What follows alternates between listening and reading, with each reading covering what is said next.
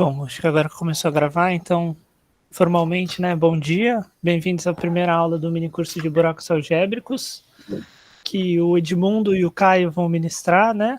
Os dois estudaram no ICMC, se formaram no ICMC em 2019 e estão fazendo mestrado, o Edmundo no ICMC também, e o Caio na UFABC. E, bom, acho que agora eu vou passar a bola para eles, se eles quiserem falar um pouquinho mais, já começarem. Eu vou estar só mandando o link de presença no chat, de tempos em tempos, para vocês não se esquecerem de marcar. E acho que é isso. Vou estar só mediando, quem vai mandar são eles. Boa.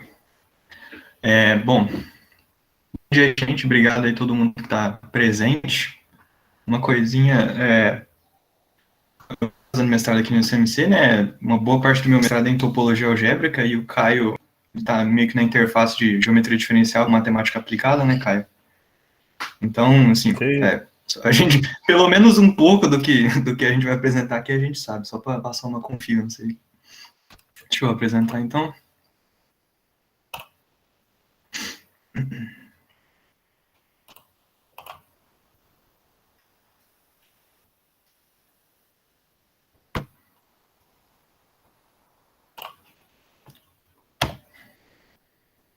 Deu bom? Tudo certo, mano, estamos vendo. Beleza, então vamos começar aqui, né, o nosso mini curso de buracos algébricos para jovens topológicos, agora com Python. Quero começar com os avisos iniciais, tá? 2 avisos iniciais, assim. O primeiro é sobre o nível do curso, tá?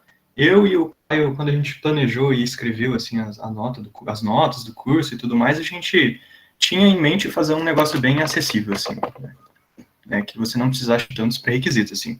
Idealmente, a gente tentou escrever para que um ingressante, assim, então uma pessoa que está no segundo semestre agora, conseguisse acompanhar, assim, pelo menos uma boa parte, assim, pegar as ideias, talvez na hora de fazer alguma conta específica, talvez fique um pouco confuso, mas se você sair com algumas ideias também, já é um sucesso, assim.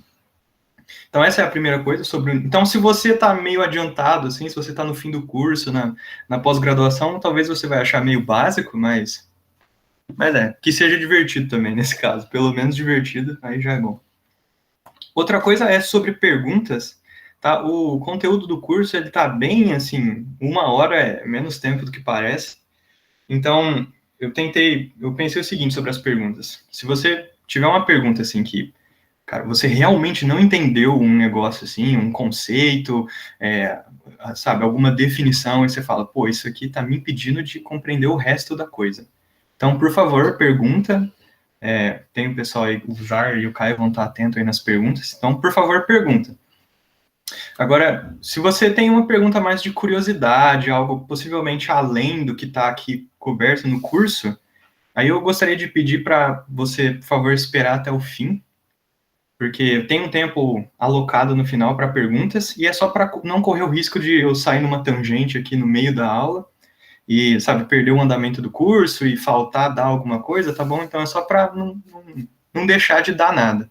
Então essas perguntas extras, digamos assim, se você não se importar de esperar até o final, ok? E se porventura você não conseguir perguntar alguma coisa, você pode sempre tentar falar comigo no Telegram, sei lá, no Discord, como você preferir. Por e-mail, que eu costumo responder bem também. Por WhatsApp, eu não recomendo muito não, que aí eu sou meio ruim. Tá? Mas esses são os avisos iniciais. Vamos começar. Eu quero começar dando uma motivação inicial, assim, básica, sobre o que a gente vai fazer aqui nesse mini curso. Tá? Os tópicos que a gente vai abordar aqui, dentro da divisão de grandes áreas da matemática, eles estão dentro do que a gente chama de topologia. Ok? Mas o que é topologia, assim, para quem nunca viu nada de topologia? Aqui a gente vai dar uma visão bastante superficial, mas que vai ser suficiente para o que a gente quer fazer. A gente vai seguir a seguinte ideia, assim, bem básica, que topologia é uma geometria flexível. Tá bom? Quem sabe, provavelmente, quer me agredir, assim, mas isso aqui vai ser... Essa ideia vai ser bem suficiente para a gente. Ok? Então, deixa eu falar um pouquinho melhor, né? Na topologia, a gente estuda uns objetos matemáticos especiais, que são os espaços topológicos. E o que são esses bichos, né? eles são, geometricamente, os espaços topológicos são objetos que eles podem ser deformados de uma maneira contínua. Então, eles podem ser deformados, deformações razoáveis. E aí, tem certas deformações que você deforma o objeto continuamente e você consegue desdeformar, você consegue desfazer essa deformação, voltar para o objeto inicial. E aí, para um topólogo, para quando a gente está fazendo topologia, a gente considera que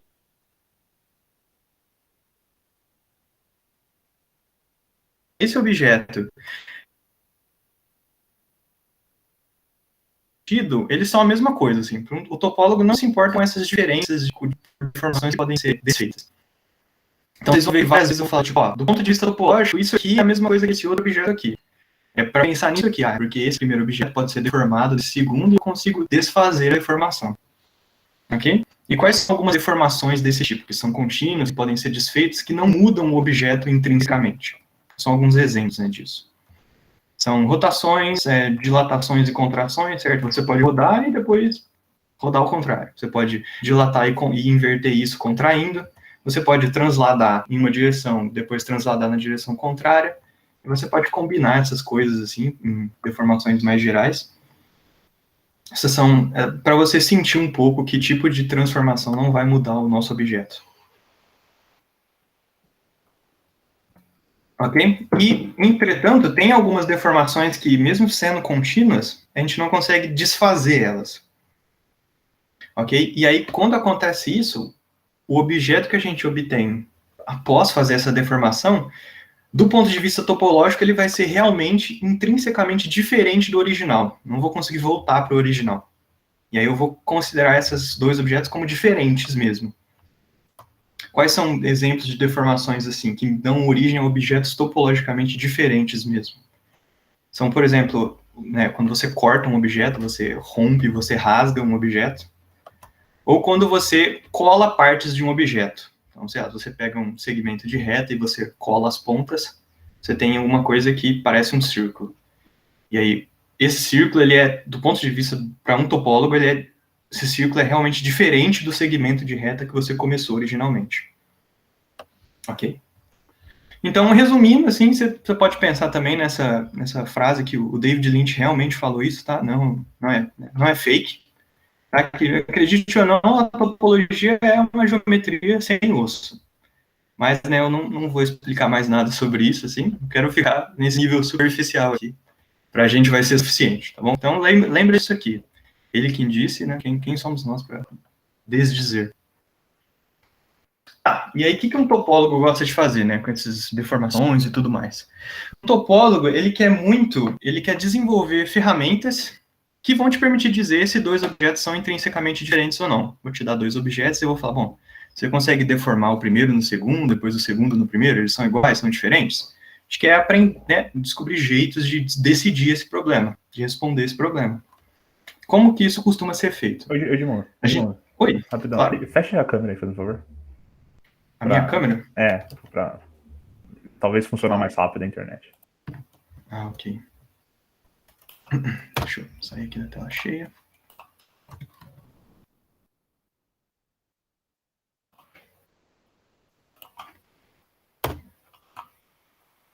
Tá, deu bom? Tá tudo certo aí? Tudo certo. Tá, ficou muito travado algum ponto? Que é melhor voltar em algum pedaço? Não, vai. Acho que tá tranquilo. Beleza. Então, né, como que a gente geralmente procede para, né, decidir essa questão de ver se dois objetos são diferentes ou não? A gente associa a esses objetos o que a gente chama de invariantes, que são propriedades que não se alteram quando a gente faz aquelas deformações que podem ser revertidas, aquelas deformações que a gente está permitindo aqui.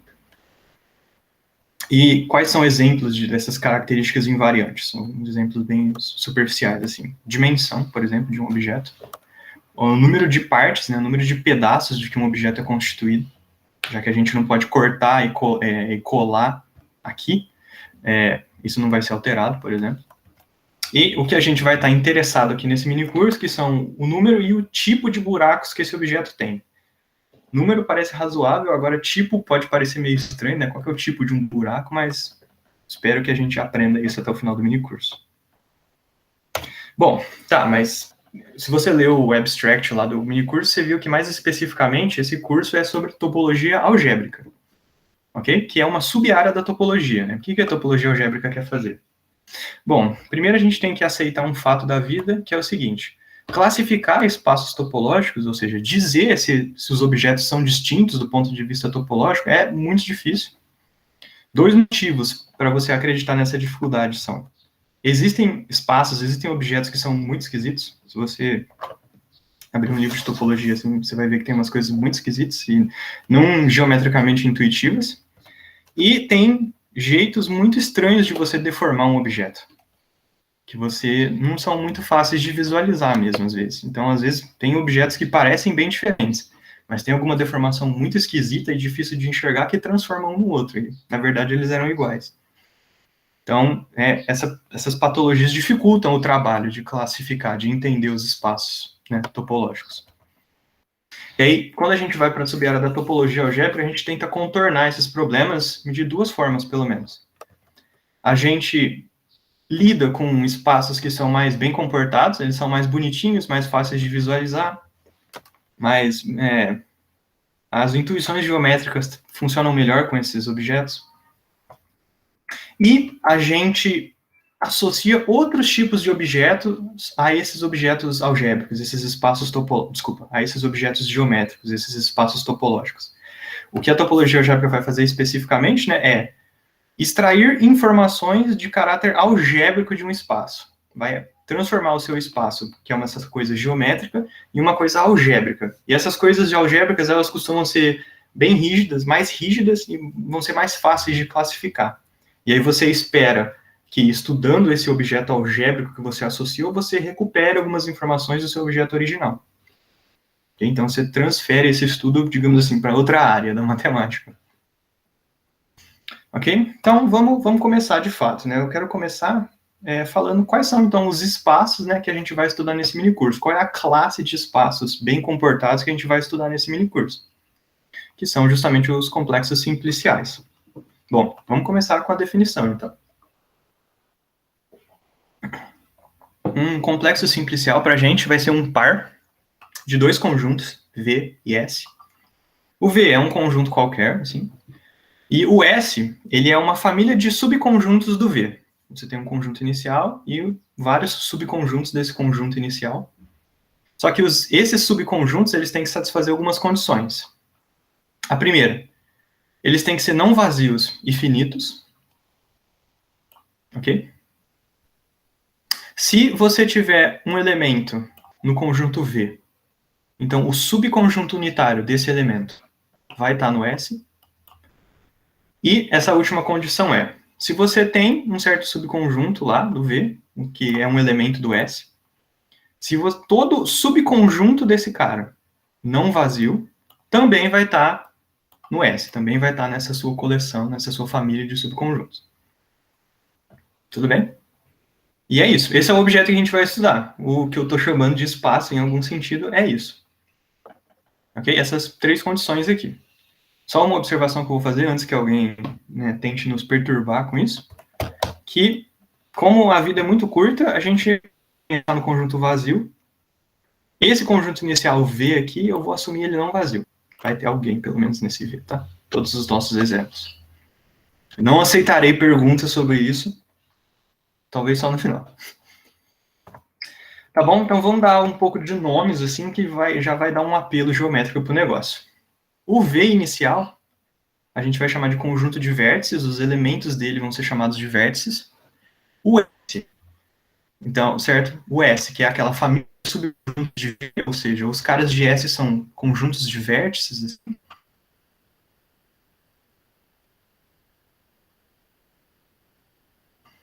Eles vão ser chamados de simplexos, os elementos do S. Travou, repete aí. Se eu pegar o seu cara... Na hora que você começou. Quando você for começar a falar do S, travou. Repete aí. Tá. Então, o S, que era aquela família de subconjuntos aqui, do conjunto de vértices, ele vai ser chamado de conjunto de... Os elementos deles são simplexos do nosso complexo.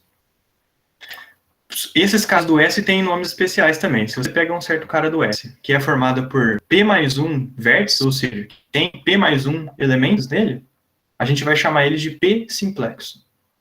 Ou então a gente vai dizer que ele é um simplexo de dimensão P. Essas duas formas eu vou me referir a eles. E se eu tenho um cara do S, ou seja, se eu tenho um simplexo, os subconjuntos desse simplexo não vazios eu vou chamar de faces.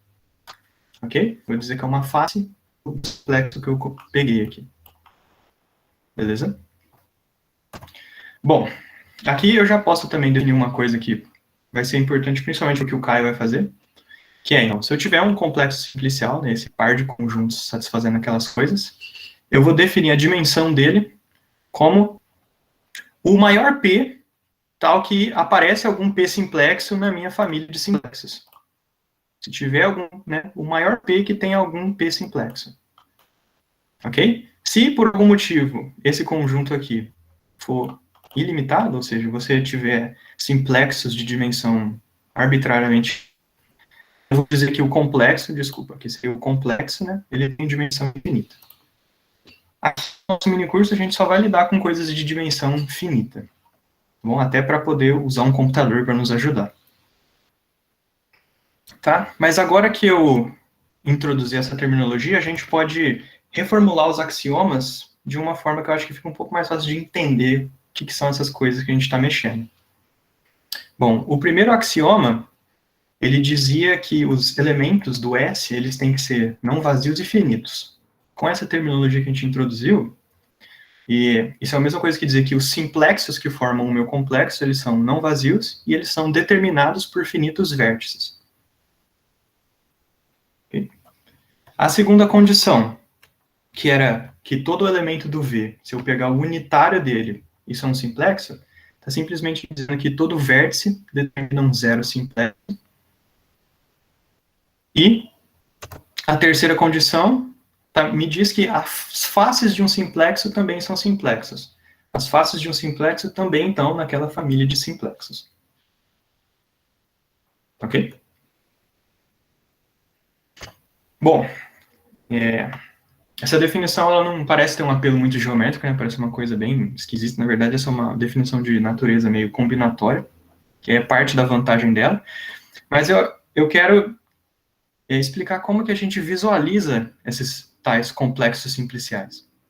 Né? Como que a gente enxerga essas coisas? Né? De onde vem um espaço aqui? Bom, o nosso primeiro passo é saber visualizar os elementos daquele conjunto S, os simplexos. Okay? Das diferentes dimensões. Como que eu visualizo um zero simplexo, um simplexo? Bom, eu vou falar e depois eu vou mostrar. Os zero simplexos, né, que lembra que estão relacionados com os vértices, a gente vai enxergar eles como pontos. Os simplexos vão ser segmentos de reta. Os dois simplexos vão ser triângulos fechados, tá? Triângulo eu vou considerar o interior do triângulo também. E os três simplexos eu vou visualizar como tetraedros, ok? Tetraedros, né, tridimensionais mesmo, preenchidos, assim. O interior também eu vou considerar. Beleza? Então, nos meus desenhos, tá bom, e acima dessas dimensões, a gente não vai ter muita esperança de visualizar, infelizmente. Mas ainda dá para fazer bastante coisa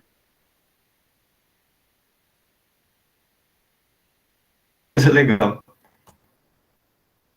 Então, tá aqui, os zero simplexos, eles vão estar desenhados como pontinhos. Edmundo, cortou. Os simplexos segmentos, dois simplexos triângulos preenchidos, e os três... onde eu tenho igual a 4.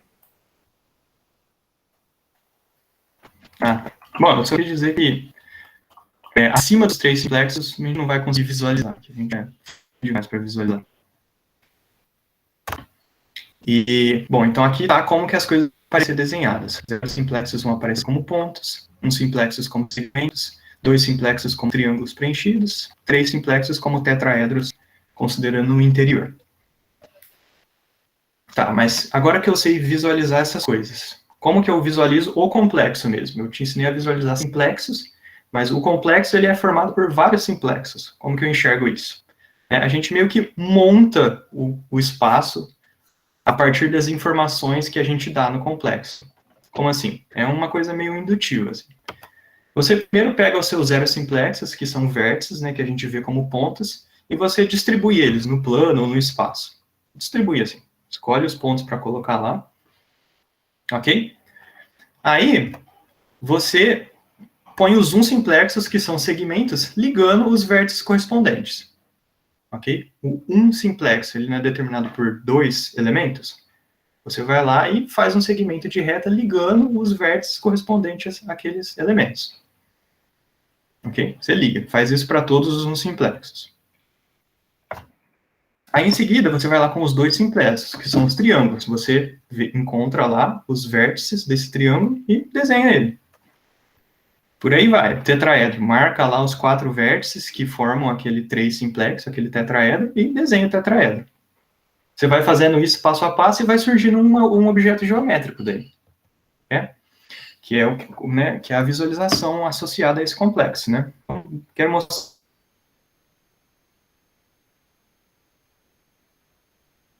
alguns exemplos básicos assim, para ver isso funcionando na prática. Ok? Então, vou considerar o complexo inicial, que é o seguinte: o conjunto de vértices é esse conjunto aqui. 1, 2, 3. Lembra que o conjunto de vértices assim, é só um conjunto.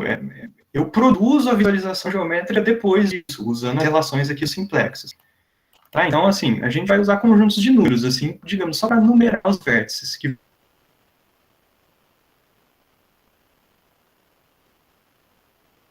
vão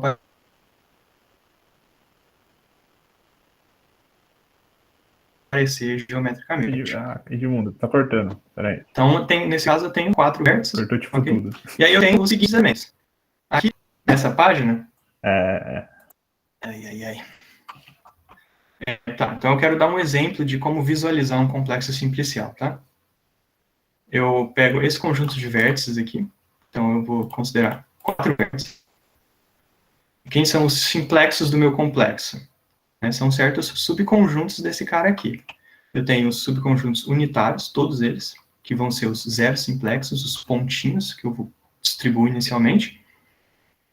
E aqui eu tenho os simplexos, que vão ser segmentos de reta ligando certos caras. Ok? Vamos visualizar isso então. Lembra, primeiro eu falei que a gente distribui os vértices. Então eu tinha o vértice correspondendo ao 0, ao 1, ao 2 e ao 3. Depois eu desenho os segmentos ligando os vértices certos. Então, por exemplo, eu tenho um segmento ligando do 0 ao 1. É o que isso aqui está me dizendo. Então,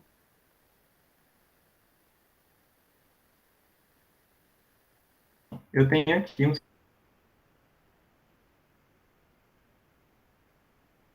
segmento ligando do 0 ao 1.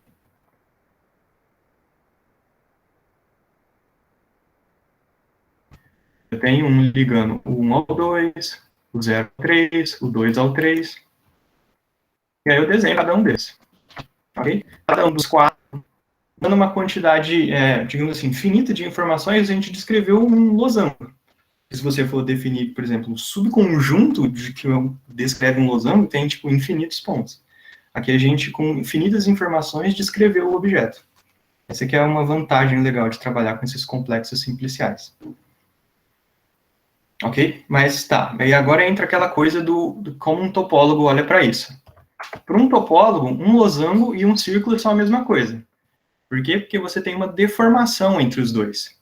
Você imagina que você pode imaginar, por exemplo, imagina que o seu losango é feito assim de um elástico, assim, bem elástico mesmo. Você vai esticando ele e você obtém o círculo aqui. Depois você larga ele e o negócio volta. Deforma de volta para o losango. Então, parece que eu só descrevi um losango, mas para um topólogo isso é a mesma coisa que descrever o círculo. Tudo bem? Alguém quer perguntar alguma coisa? Deu para entender mais ou menos como que vai ser visualizado um complexo? Como que a gente vai montar o complexo?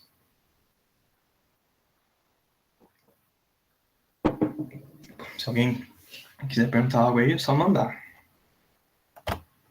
Bom, Vamos ver mais exemplos, então. Agora eu vou definir um outro complexo simplicial, que eu vou denotar assim, delta n. E, bom, os vértices dele, o conjunto de vértices vai do 0 até o n. Então, tem n mais 1 vértices. E o conjunto de simplexos, assim, eu meio que vou pegar todos possíveis, assim. Eu vou pegar todos os subconjuntos dos vértices que são não vazios. Então, vai ter todos os subconjuntos unitários, todos os subconjuntos de 2 elementos, até o conjunto inteiro, que tem n mais 1 elemento. Tudo isso vão determinar simplexos de várias dimensões. Ele tem um nome, esse cara. Bom, aqui eu não estou verificando que nada é realmente um complexo simplicial que satisfaz aquelas condições, porque elas são bem diretas aqui. Eu não quero, o meu foco aqui no momento, é visualizar essas coisas. Bom, esse cara a gente chama de n-simplexo padrão, é o nome desse complexo. E se você for visualizar geometricamente esse cara, fazendo essa coisa indutiva que eu expliquei, você vai ver que a visualização final coincide com a visualização dos simplexos que eu ensinei agora há pouco. Então, se você quiser visualizar o delta 1, vai ser exatamente um simplexo, ou seja, um segmento de reta, a visualização. Se você quiser visualizar o delta 2, vai dar exatamente a visualização do 2 simplexo, ou seja, um triângulo fechado.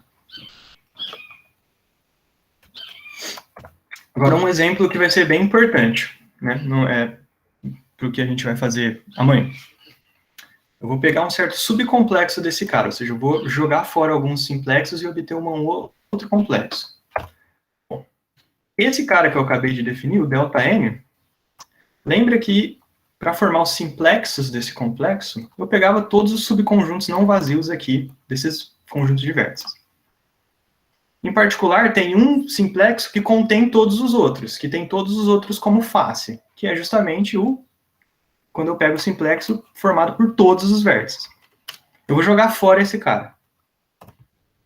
Okay? Quando eu jogo esse cara fora, eu ainda tenho um complexo. E agora eu vou denotar assim, o delta n e um n menos 1 embaixo. Opa! Então, explicitamente, ainda é mesmo. Só que o conjunto de simplexos tem um cara a menos. Eu pego todos os subconjuntos não vazios, porém eu desconto o maior de todos, que é o que tem n mais 1 elementos. Beleza? Esse cara tem um nome, assim, meio bem temático para esse mês, que ele é chamado de n-1 esqueleto do delta n. Ok? O que esse cara está tentando capturar geometricamente? Bom, vou fazer o caso n igual a 2. Desculpa, n igual a 3. Ok? Então, eu começo com o delta 3, cuja visualização coincidia com a visualização de um 3 simplexo, ou seja, com um tetraedro. Só que eu tiro o maior simplexo de todos. O maior simplexo de todos, ele, digamos assim, ele está descrevendo justamente o interior do tetraedro. Quando eu desconto ele, eu fico só com os simplexos menores que estão formando as faces do tetraedro. Ok? Opa, tem muito spoiler aqui. Então, digamos assim, nesse caso, delta 3 igual a 2. Eu vou ter ainda os 4 pontos, eu ainda vou ter os segmentos ligando eles. Aí eu tenho os dois simplexos descrevendo as faces laterais do tetraedro, e eu paro aí. Eu não preencho ele, que seria justamente a função daquele simplexo maior de todos. Eu fico só com a casquinha formada pelas faces de dimensão 2. Ok? Então é um tetraedro oco. E qual que é o meu interesse num tetraedro oco? Um tetraedro oco, por um topólogo, ele é a mesma coisa que uma esfera bidimensional. Né? Então, imagina que esse aqui é o meu tetraedro, eu estou tentando ver ele meio por baixo, assim. Imagina, sei lá, que, por exemplo, ele incha, assim. Se você incha ele,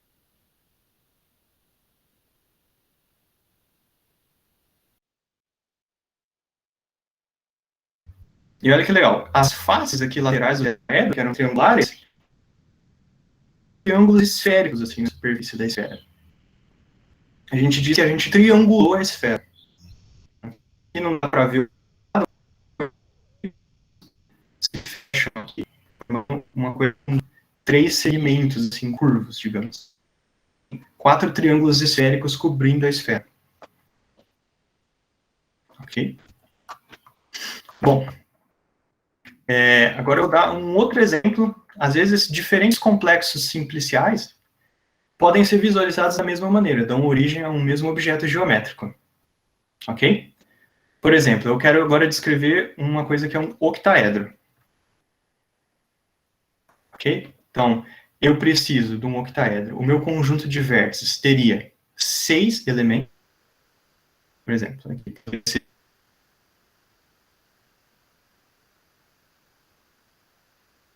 Digamos assim, esse é o vértice 0. Travou. Aí, Repete aí. 1, 2, 3, 4, Repete aí. 5. 0 ao 5. A parte do octaedro. Tudo bem, então. Acabou isso aqui. Tá, no exemplo 4, o que eu quero mostrar agora nesse exemplo é que diferentes complexos simpliciais, eles podem, na hora de visualizar, dar origem a objetos iguais, do ponto de vista topológico sempre. Então, eu quero dar um exemplo de um octaedro.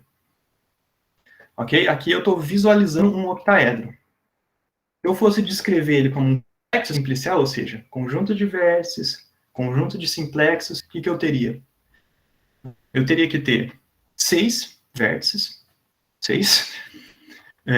Então, por exemplo, aí eu poderia nomear eles como 0, aqui em cima, aí 1, 2, 3, 4, 5. Do 0 ao 5. Aí eu teria que descrever os simplexos. Bom, aí eu vejo os segmentos, né, quais vértices estão sendo ligados para os segmentos. Bom, eu tenho que ter um simplexo que tem o 0 e o 1. Eu tenho que ter um que tem o 0 e o 2, o 0 e o 3, o 0 e o 4, assim por diante. Aí depois eu tenho que colar esses triângulos, assim, que são 2 simplexos que estão formando a lateral. Aí, de novo, é só você olhar os vértices que estão formando o triângulo. Bom, 2 simplexo formado pelo 0, 1, 2, pelo 0, 2, 3, pelo 0, 3, 4. E assim você vai, nessa brincadeira, até você descrever os 2 simplexos. Aí você visualiza o octaedro. Ok? Para um topólogo, um octaedro também é uma esfera. Né? Aí você fala, como assim, né? Aí a gente vê uma deformação dele mesmo. Ele, de novo, você incha ele, vê uma esfera. Aqui a gente tem o nosso octaedro, meio de ladinho, assim. De novo, se você vai inchando ele, no fim você fica com uma esfera aqui, bonitinha. Ok? Lembra que como essa coisa não é preenchida, certo? Eu só tenho as faces laterais aqui dos 2 simplexos, eu tenho uma esfera mesmo, é só a casquinha externa. Então, olha que a gente obteve a esfera de novo, só que percebe que agora ela está triangulada de outro jeito, né? Antes isso aqui tinha ao todo 4 triângulos esféricos, as 4 faces aqui desse tetraedro. Nesse caso, usando o octaedro, eu tenho 8 triângulos esféricos, assim, cobrindo a minha esfera. Beleza? Então, geometricamente é a mesma coisa, mas ao mesmo tempo contém um pouco de informação diferente. Dependendo do que você quer fazer, você quer lembrar desses triângulos, assim. Ou então pode ser que você só queira saber da esfera mesmo, sem saber como ela está triangulada. Mas mantenha isso em mente, isso é importante. Às vezes, complexos simpliciais diferentes, com vértices diferentes, simplexos diferentes, são visualizados da mesma maneira, topologicamente. Tudo bem? Um último exemplo. Bom, vamos lá. Esse último exemplo ele vai ser bem útil assim amanhã. Ele vai ser para a gente sofrer. Então, deixa eu definir ele. Esse aqui, eu vou ter esses vértices aqui. Então, perceba que eu tenho 5 vértices. Okay, do 0 ao 4, que eu resolvi chamar de 0, 1, 2, 3, 4. E eu tenho, né, tenho todos os zeros simplexos aqui. Tenho aqui um monte de um simplexo. E eu tenho aqui 2 simplexos, né? O que esse bicho, o que geometricamente esse bicho aí tá sendo, né? Bom, ele pode ser visualizado assim. Ele é um tetraedro, oco também. Por que ele é oco? Para ele estar preenchido, eu teria que ter um 3 simplexo, algo formado por 4 vértices. Percebe que eu não tenho. O máximo que eu tenho são esses 2 simplexos aqui, esses triângulos, portanto, descrevendo aqui as várias faces. Eu acho que faltou um 2 simplexo aqui, pessoal, né? Tem que ter 4 faces. Tem a face aqui embaixo também.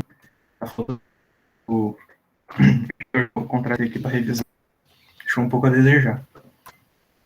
Bom, vamos lá. Aqui é o jeito que eu resolvi dispor os vértices no espaço. E aí, né, a gente monta daquele jeito. Bom, eu tenho um segmento ligando 0, 1, tá aqui, 0, 1. Eu tenho, sei lá, 1, 2. Tá aqui, 1, 2. Esse segmento aqui, essa aresta.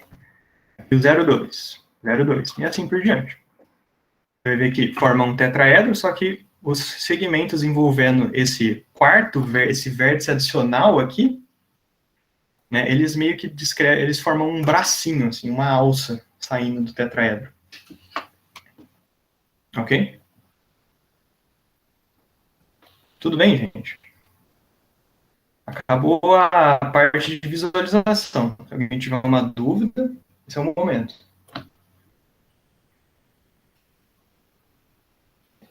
Bom, vou seguir o jogo. Tá. Agora, eu vou fazer uma hipótese assim para simplificar um pouco o que a gente vai fazer daqui para frente. Daqui para frente, eu só vou lidar com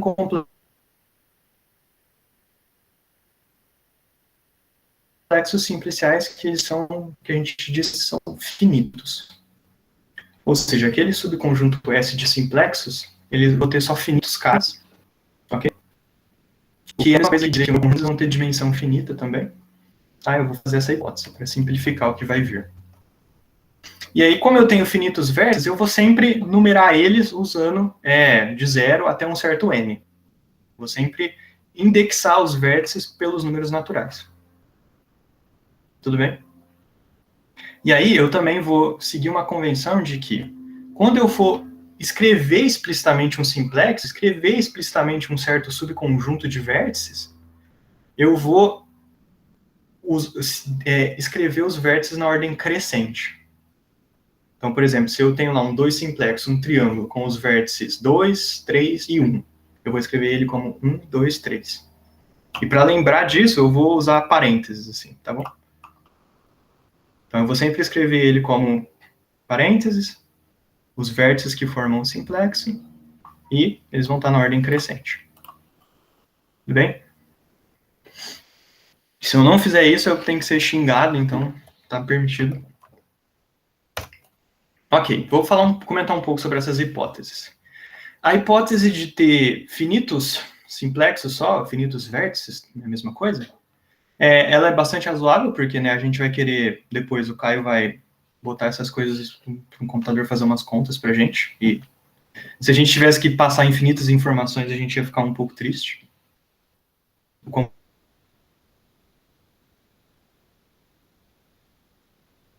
computador mais ainda, eu imagino. E essa hipótese sobre eu de 0 a n, escrever simplexos com os vértices na ordem crescente, elas não são realmente necessárias para desenvolver a teoria.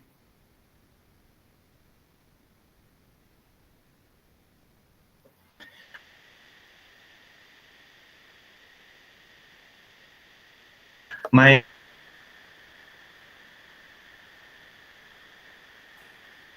Tá cortando. O que cortou?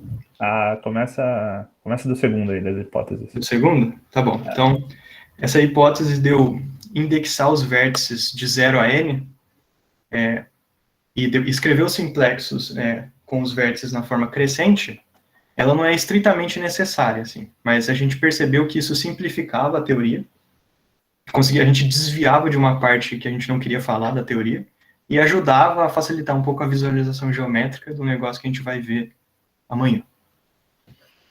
Ok? Então, tenham essas hipóteses em mente. Bom, agora eu vou falar o último tópico que eu quero introduzir hoje. Eu quero falar do que é uma cadeia em um complexo simplicial. Então, eu começo com um complexo simplicial. Então, ele tem lá seus vértices, seus simplexos.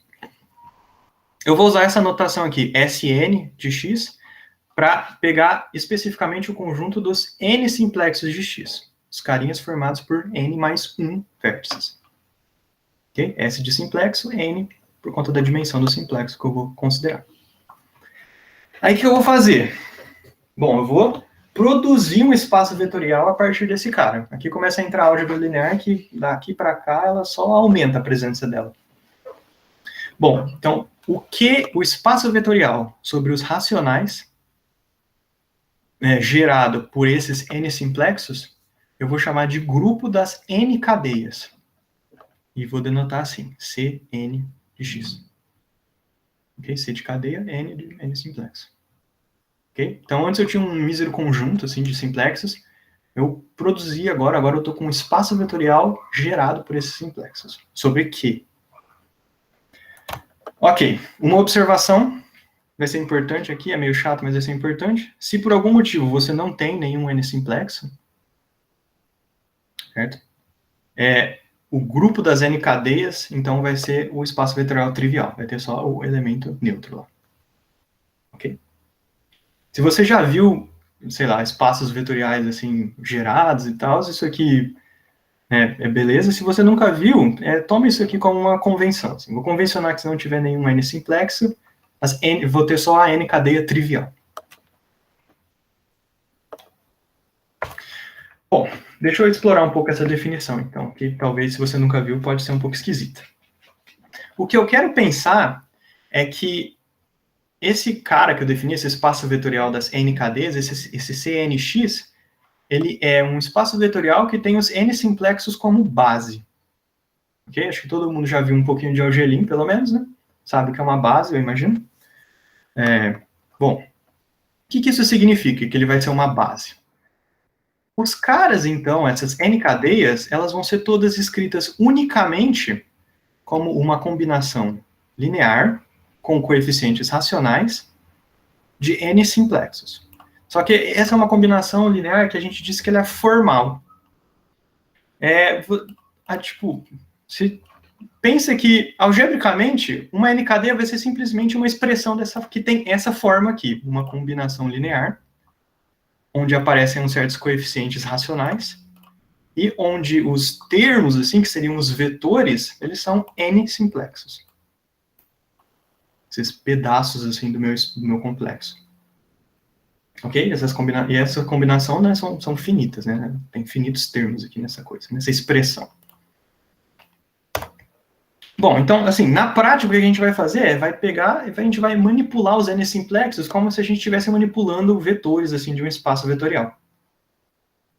Ok? Na prática, assim, na hora que a gente for mexer com o negócio, vai ser isso. Deixa eu fazer um comentário aqui, que Claro. o Vitor aqui, o famoso Pimpolho, perguntou como é definida a soma. É formal, tipo, não tem um significado muito... uma definição muito precisa disso. Você soma combinando as expressões de cada um. Deixa eu mostrar isso aqui. Então, por exemplo, eu tenho uma n cadeia que é dada por essa expressão aqui. Eu tenho essa outra aqui que é dada por essa expressão aqui. Você soma elas como se você estivesse somando elementos de um espaço vetorial mesmo. Então, eu tenho o sigma 1 aqui nas duas somas. Então, eu fatoro os coeficientes que aparecem. E os outros caras, eu deixo eles quietos. Não aconteceu nada com eles. Então, você fala, nossa, que esquisito, mas é porque a gente quer o mínimo de álgebra possível, assim, envolvendo essas coisas. E aí a gente simplesmente forma a expressão algébrica que a gente gostaria e manipula essas coisas. Isso é o mínimo de álgebra que você consegue produzir a partir desse conjunto. E multiplicar por escalares vai ser a mesma coisa. Eu tenho uma expressão dessa aqui, quero multiplicar por um escalar. Bom, eu sei que num espaço vetorial, multiplicar por escalar distribui. Eu distribuo. Junto aqui, multiplico os coeficientes de cada cara e formo uma nova expressão. Vai ser uma nova n cadeia. Ok? Bom, se você nunca viu nada disso, você deve estar um pouco triste. Ok? Então, deixa eu tentar, aliviar um pouco a tristeza. Bom, a primeira coisa é que você vai perceber ao longo da vida matemática que espaços vetoriais, eles são tudo de bom. Eles são bons de estudar, são bons de classificar, eles têm uma estrutura que a gente entende bem. Problemas lineares, assim, você tem uma esperança boa de resolver. dado o tempo, um computador bom o suficiente. Então, é isso que eu falei, a cadeia é o jeito mais simples de eu ter essa estrutura algébrica de um espaço vetorial a partir dos simplexos. Ok? Então, pensa que eu estou saindo um pouco da geometria e eu estou produzindo uma álgebra minimamente razoável. Ok? Mas, para aliviar um pouco mais, a gente vai ver na aula seguinte que algumas cadeias, algumas delas têm uma interpretação geométrica, que vai trazer um pouco de sentido aqui. Ok? Isso eu quero falar na aula seguinte, então vocês vão ficar com esse meio cliffhanger, assim, até amanhã. E a gente vai perceber também na aula seguinte que, assim, se você quiser fazer aquela coisa de detectar um buraco, não vai ter jeito. Simplexos sozinhos não vão dar conta do recado. Eu vou precisar pensar em vários simplexos ao mesmo tempo, combinar simplexos. E a forma de fazer isso, de combinar simplexos diferentes, é justamente formar essas cadeias, essas coisas formais, assim. Ok? Eu acho que hoje era isso que eu queria falar, gente. Deu tempo aí, felizmente. Acho que tá uma boa. Tá bom já.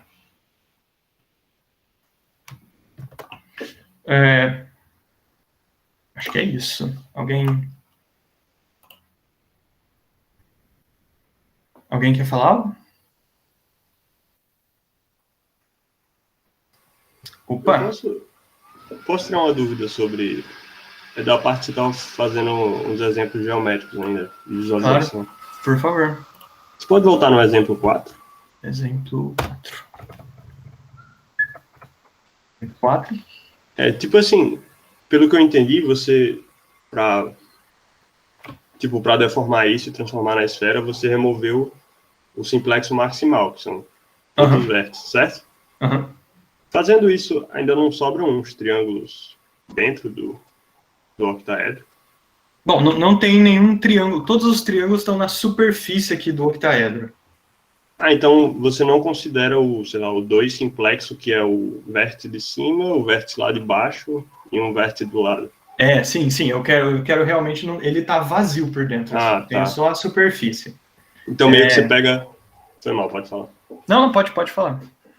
Meio que você pega tudo que você tinha e você não remove só o maximal, você remove esses triângulos de dentro também. Sim. Tipo, ele não tem nada por dentro, assim. Tá, beleza. Diferente do caso anterior, né, que era o tetraedro oco que eu falei, né, esse aqui eu não dei a descrição explícita dele, né? Sim, mas eu quero deixar, então, talvez como um exercício, para quem estiver bem disposto hoje, não tiver nada para fazer, descrever quem seriam os vértices, o conjunto de vértices desse cara e o conjunto dos vários simplexos desse cara. Pensando que o que eu quero geometricamente é um octaedro, oco. Não quero nada dentro dele. Quero só essas 8 faces laterais aqui. Essas 4 de cima e essas 4 de baixo. Saquei, muito obrigado. Nada. Algo mais?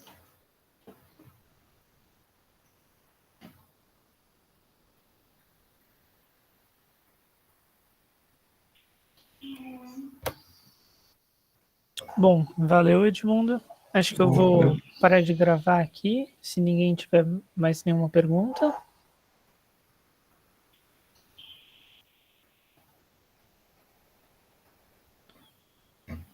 Bom, eu pensei no meio do curso, no meio da aula agora, se vocês quiserem, a gente pode fazer um grupo no Telegram ou algum grupo em algum lugar, assim, se vocês quiserem conversar sobre.